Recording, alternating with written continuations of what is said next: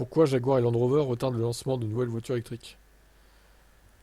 Parce que c'est pas au point leur VE, quoi. Je pense, hein, tout simplement. Les hybrides rechargeables cartonnent. Bof, c'est dommage. Le groupe a vendu 45 224 modèles hybrides rechargeables en 2023, une augmentation de 68% par rapport à l'année précédente. Le constructeur automobile préfère donc insister dans cette direction, quitte à prendre du retard sur l'électrique. Les équipes travaillent dur pour augmenter les capacités de production sur les véhicules hybrides rechargeables.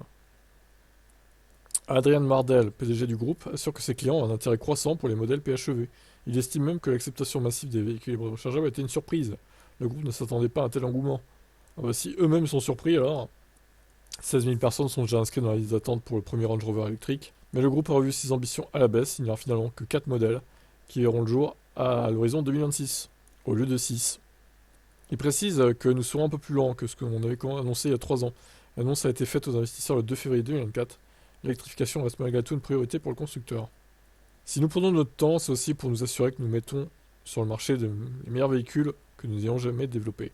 Et si c'est nécessaire, les équipes seront autorisées à prendre du retard. Ouais, bon, d'accord, ok. Bah, affaire à suivre, hein, du coup.